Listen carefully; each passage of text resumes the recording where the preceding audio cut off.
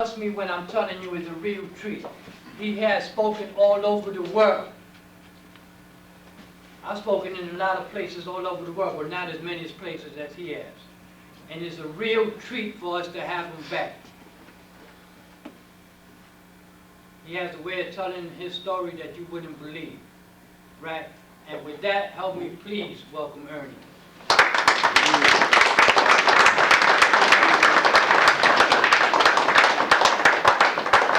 Don't y'all leave now. Wow. I'd like to address you as my family. Good afternoon, my family. Good afternoon. And I say family because a family is that group of folk that you can just be yourself with. You don't have to get ready, you can just be yourself. So I came here today to be myself, to bring a part of me that might inspire the hope in you, to let you know that hell has an exit. That you don't have to get down there and wallow in the funk. You can do it, but they told me that if you can look up, you can get up. That's right. You see a man standing before you this afternoon, 71 years and 7 months old. You see someone here that just recently completed chemotherapy for cancer, that the doctors had written me off. They said, you're 70 years old. To have this operation will not only endanger your life, but it could take your life. You're going to have to be opened up for 8 hours as a minimum. And we're going to have to remove your bladder.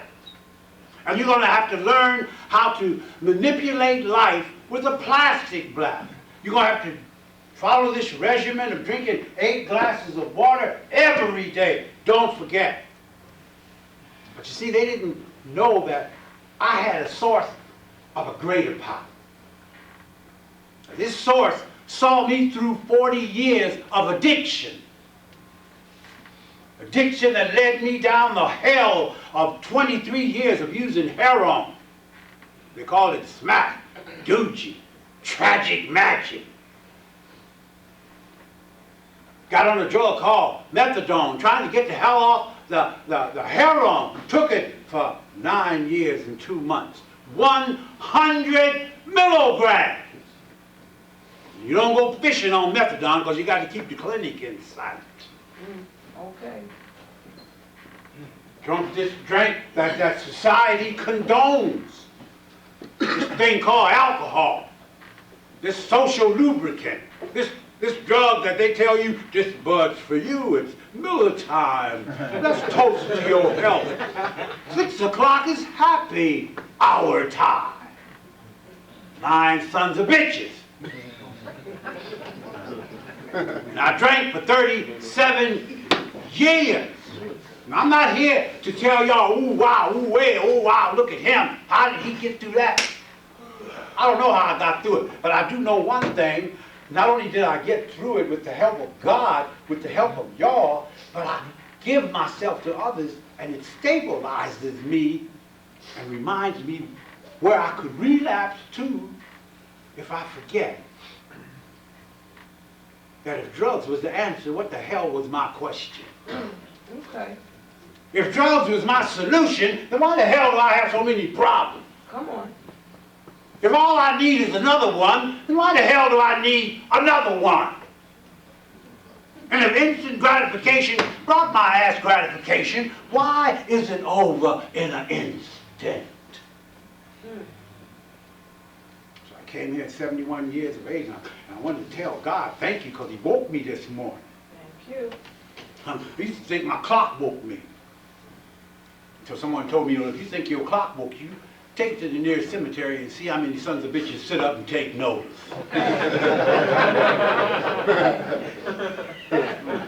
So I give thanks for every day I give thanks because I woke up this morning and I got That's some right. money left over from last night. Okay.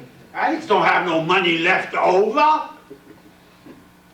If I put a rock in the drawer for tomorrow, drawer talked all night long. All right, mother, it's 5 after 12, it is tomorrow.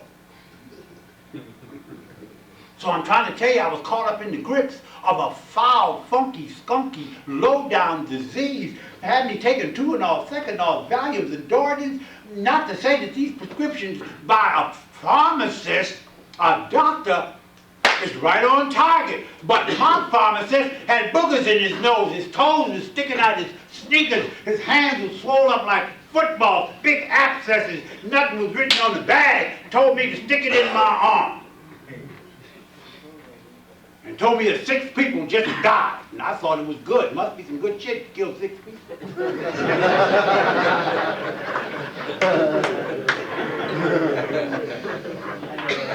Now, I didn't know I was in a world of trouble. I didn't know I was in a world of trouble. I always thought that I could stop anytime I wanted to. That's why I used for 40 years. I always said I can stop anytime I want to.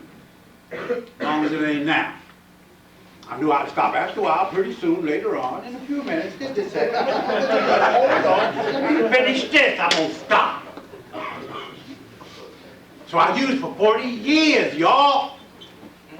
And they told me that a smart man will learn from his own mistakes, but a truly wise one will learn from the mistakes of others.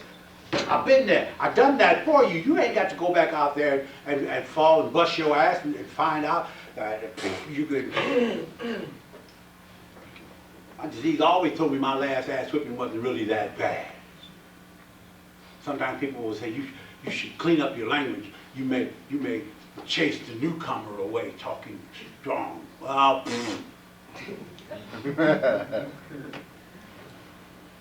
before you leave, I only suggest you look behind your ass and see what the fuck chased you in here.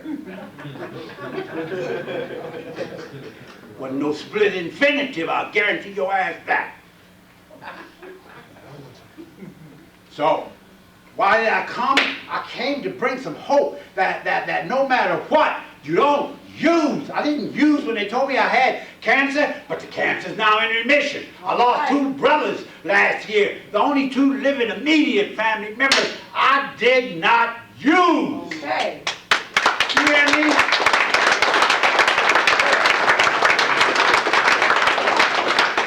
I didn't use. Why didn't I use? Because I've used for 40 years. I asked everybody, Judge, give me a break. Oh, boss, give me a break. Mama, give me a break. Daddy, oh, police, give me a break. Somebody said, why don't the fuck you give yourself a break?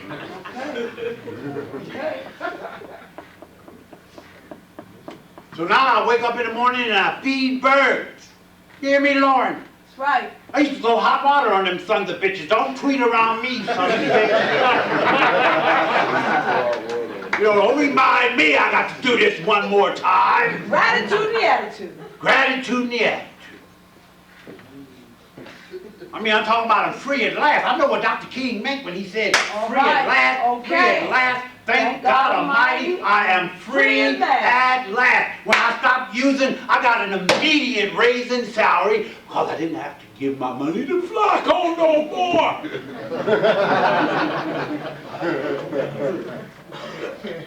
I didn't have to take my shoes off and put them on your feet and tell you how good they look. Because I was always called. I kept one day I come out the house, I had a Trinitron TV. I said, I'm going to get $100 for this.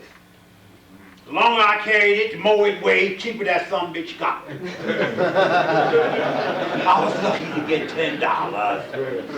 So my disease told me that everything in my house was for sale, it was on sale, I was the salesman, and the price was how much do you have? Think about what your disease did to you. Would you allow anybody to do that to you?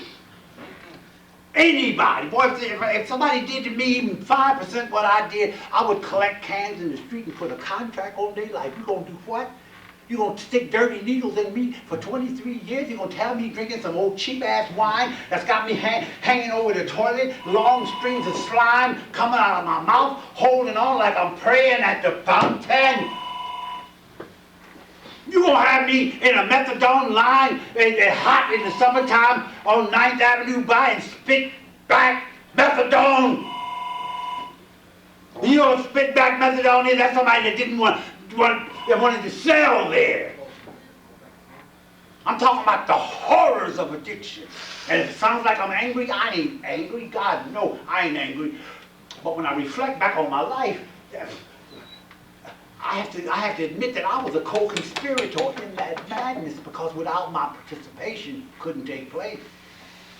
I remember one time I was getting off on 116th Street at Lenox, and a dealer came on the block. He said, listen, I got some new shit here, and I want to see if it needs another cut. Of course, I don't use this shit. What did I do? I started elbowing people out the way.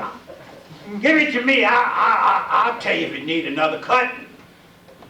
He said, well, how many bags can you take before I need another cut? I said, when I die, needs another cut.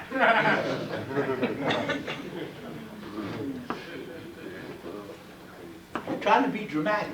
I'm just trying to tell you the horrors of addiction. If you decide to go out and do further research, it's on the menu. This disease is progressive. When Lauren was talking about the stability of medication prescribed for you, is right on target. But when you get to prescribing your own medication, All right now. I mean, I'm in a world of trouble. My dealer didn't look like no pharmacist with no white jacket on. I thought I was the pharmacist. I know what I need. I need another one. Just another one. Well, how big a dose? I need another dose. So I came into the room when Brother Negron said, would you come up and share some of your experience, strength, and hope? I jumped at the opportunity. You mean I might be of service to some young brothers and sisters out there that think that they may not have a shot at life, that it's over, that nobody understands? I understand because I've been there. And I've done that. And I found out as I opened with, hell has an exit. You don't have to stay there. No, you don't. I used to take my socks off, them sons of bitches made a noise.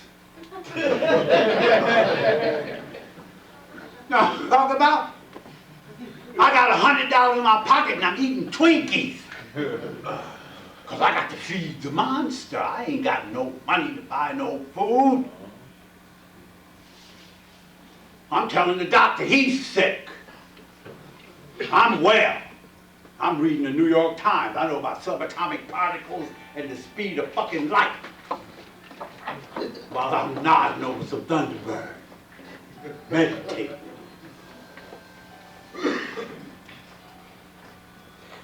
Brother Negron reminded me of a couple stories I want to share. Out of desperation, man. The last drug I used was 17 years, 3 months ago, February 10th, 1988. I was living in the Harlem YMCA, right up here at 135th Street, Church Lenox and 7th, in the same room for 6 years, room 535. They need to send that motherfucker to the Smithsonian. That's right. Room ain't much wider than this table, maybe a little bit longer. Room is so little, when I put the key in the door, I had to be careful I didn't break the fucking window. It was a little room. But my disease is about isolation, so I felt comfortable in that little room. Well, what happened? On the 10th, northeaster comes hurling up the East Coast. You know them northeasters, blizzards, high winds blowing, and I found myself outside with the stem, with the rock balanced on the stem, and the wind is shifting, and I'm shifting with the wind, trying to fight it. And the wind took a quick turn, and it fell in the snow. Oh. But I found that son of a bitch. People asking me, looking at me, what you looking for? Don't worry about it. You ain't got the motherfucker. But I knew it was over. I knew the war was over. I couldn't do that no more. I couldn't throw no more bricks and run. I can't walk too fucking fast, let alone run. And I came into recovery the next day, February the 11th, 1988. It was my clean day. I stopped and I stayed stopped. The last one was the last one. Got a sponsor. I used to argue with him all the time. I said, Ron, it ain't the first one that messes me up. It's the second drug. The second one. He can't argue with me, argue with me. He's a young man. He's about 21. I was 55. I said, you just don't understand, son. It's not the first one. He said, well, okay, I'll give you the benefit of the doubt. But I guess when you cross the railroad tracks, train blow the whistle, he's warning your ass about the second car. I said, boy, respect your elders. Don't talk to me like that.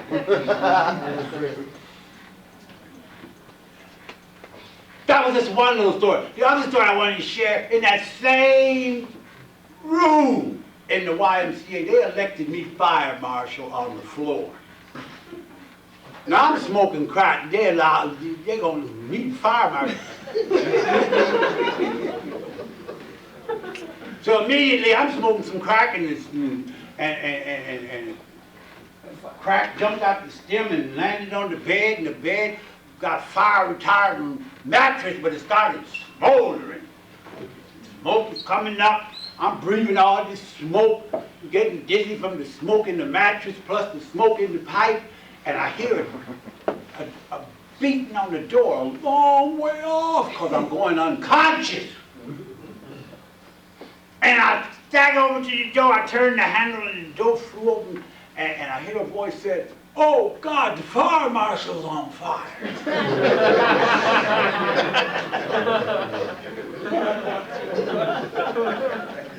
That was my second warning, something ain't right. What you doing, something ain't right. Third time, this was the final straw. Same room, same YMCA room, 535. I come running up the stairs coming from the copping down on 116th Street, run all the way up, because I didn't want to spend no money on the train. Buy another rock.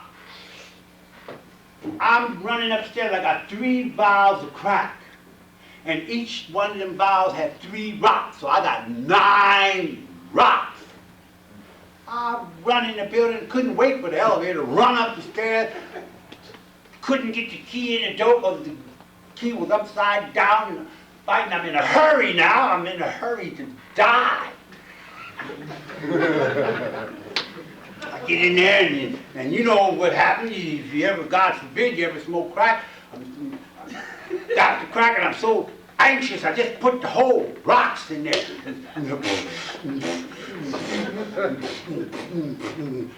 Getting dizzy, my heart is missing beats. Oh shit!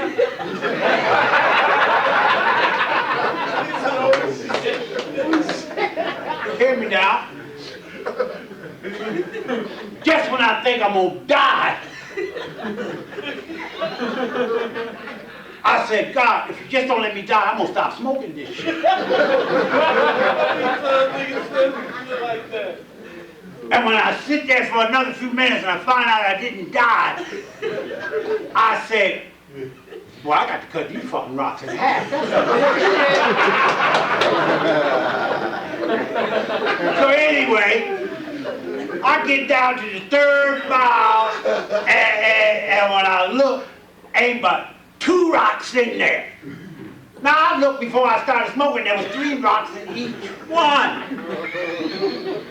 But for some reason, ain't but 2 rocks in this last vial. Well, I'm an addict, and I want instant gratification, so what the hell with it?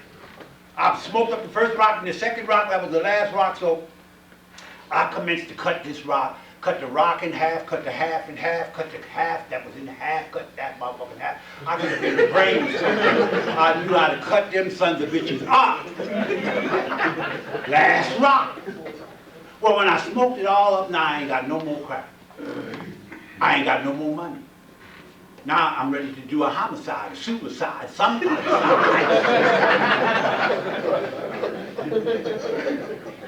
But I know there's a rock in there somewhere. So I commenced to going into my pockets over and over and over and over and over again, the same fucking pocket. I put the bed in the hall. I was on my knees looking and looking. And you know, the crack come with the little vial, little red top, and you shit, and I'm looking in everything.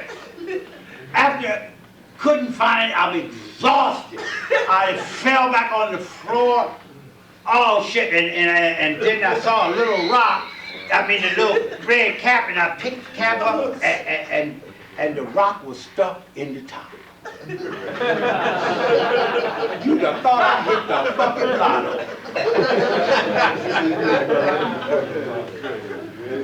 Now I'm saying that with a little bit of humor, because that was a painful experience. I had to learn how to call my pain pleasure. I had to learn how to say that low was high, that bad was good, that devil's powder was angel dust. I had to call everything the opposite of what it was just to be able to deal with myself. I had to come to understand that the drugs was only the symptom of my disease, of this thing called addiction, because I didn't want to deal with my feelings. Because I got high because of feelings. I always said, this shit makes me feel good. What if it made me feel good? Then I must have been feeling bad. You don't say nothing. I said, well, I'm going to get high because it's Friday. Well, what the fuck? Now it's Monday. Yeah, it's Tuesday, Wednesday. It's Thursday, it's Friday, it's Saturday, Sunday, because my disease told me to work 24 hours a day, 7 days a week. There wasn't no weekends off, no holidays, no vacation, no sick days, no personal days. There was 24/7 and March. I don't know what yours did. Mine told me to march all the time. They would march. Woke up, said, I got pneumonia. Disease said, you got walking pneumonia, motherfucker. Get up. We gonna march today. So I'm free at last. As I said, Dr. King touched on, man, I ain't had a mood or a mind altering substance that not prescribed by the medical profession, and I'm free. I feed birds. Little children up in Harlem grab me around my knees, Mr. Negron, and they hug me, they look up in my face and they smile. Little tots. Them was the same little kids. That age used to look at me, mama say, this is Ernie, the kid. Get that crazy motherfucker away from me. So my spirit has changed.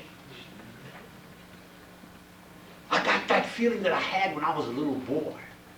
When I believed in the power of believing. Think about those times, gentlemen, ladies. Remember when you believed in the Tooth Fairy and the Fairy Godmother and the Easter Bunny and Santa Claus and Grimm's fairy tales? You believed you could take mud, make a pie, taste that son of a bitch. You believed you could take sand, make a castle and a fucking spade. You laid on your back and you saw faces in the clouds and you believed.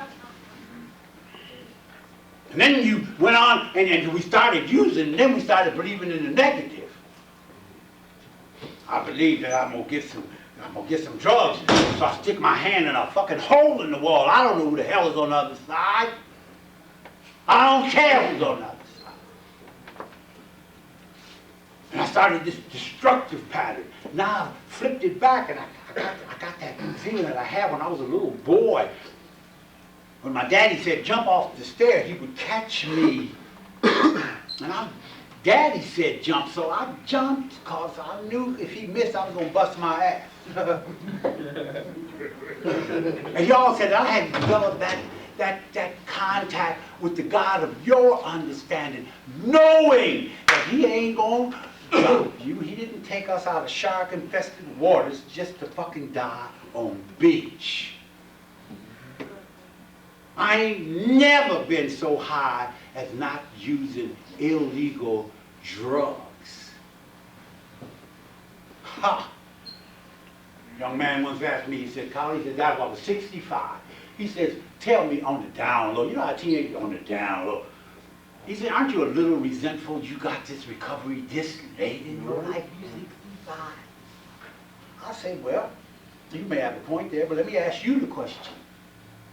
Have you ever got a check came so fucking late you gave it back to the mailman? Or was it right on time? Right on time. Just like recovery.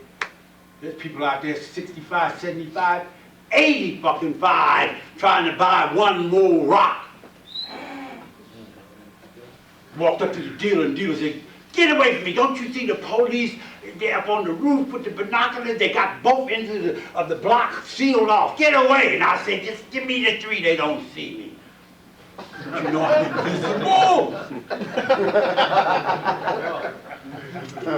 That's what Mr. Nigger I was talking about when he got stuck behind the fucking lamp post. Police didn't see him when they passed.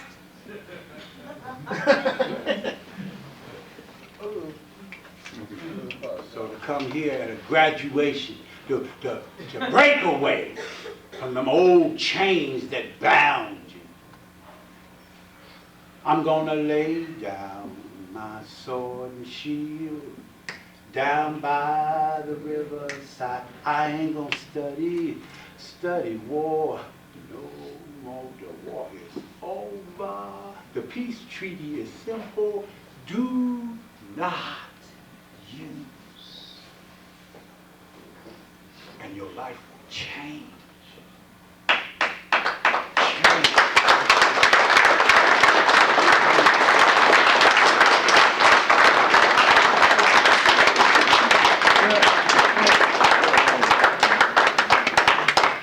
Change in a positive way. It won't be that coming out of the store, Mr. Can you spare some change? Not that change. I'm talking about that change that you can wake up and you can hug your brother and your sister, and you can call your women ladies and not bitches and hoes and skeezers, and you can call your brother gentleman, not son of a bitch and bastard.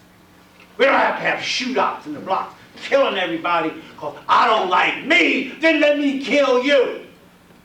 So I ask people, what is it about me that you don't like about you? If you want to change somebody, change yourself. Now they'll have to change if they want to deal with you. It was so simple.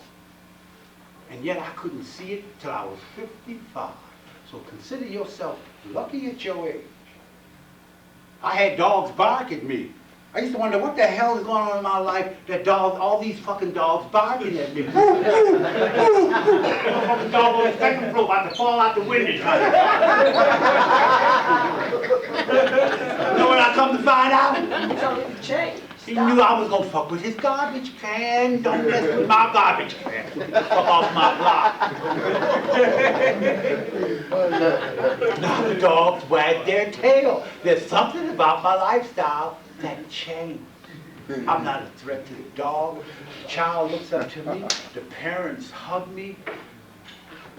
Mr. Negron invites me in the name of y'all's graduation, the institution here, and the doctors, nurses, etc., that are here as your support network. Keep coming back. And when your disease talks to you and tells you that all you need is one, shh, don't tell somebody. Tell your disease that Ernie said, thanks for sharing.